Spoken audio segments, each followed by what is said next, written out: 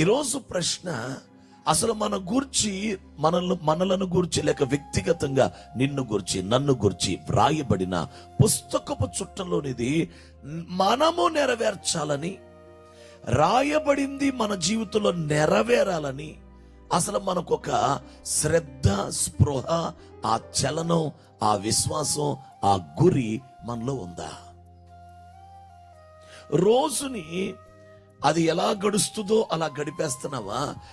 లేక పుస్తకపు చుట్టలో రాయబడిన దాని ప్రకారమే నా జీవిత దినములు జరగాలని ప్రతి దినము గురించి శ్రద్ధగా పుస్తకపు చుట్టలో నన్ను గూర్చి ఏవి రాసావో అదే నా జీవితంలో పూర్తవ్వాలి లేక జరగాలి అనే ఒక విశ్వాసం, గురి మన హృదయంలో ఉందా?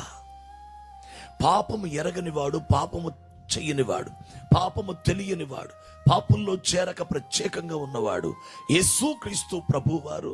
ఆయన అద్వితీయ కుమారునిగా, జనతైక కుమారునిగా తండ్రి యొద్ద నివసించి తండ్రి మహిమను, తండ్రి ప్రభావాన్ని, తండ్రి శక్తిని ఆయన ధరించిన వాడే యేసుక్రీస్తు. తండ్రి యొక్క జ్ఞానముగా, తండ్రి యొక్క బలముగా, తండ్రి యొక్క మహిమగా, తండ్రి యొక్క తేజస్సుగా, తండ్రి యొక్క స్వరూపముగా, తండ్రి యొక్క ఆ మాటగా, తండ్రి యొక్క బలముగా, సమస్తముగా ఆయన యుగ యుగాలు జీవించి వచ్చిన క్రీస్తు దేని మీద శ్రద్ధ పెట్టాడంటే, నన్ను గూర్చి రాయబడిన నీ చిత్తం ఏది పుస్తకపు చుట్టలో ఉందో అది నేను చెయ్యాలి.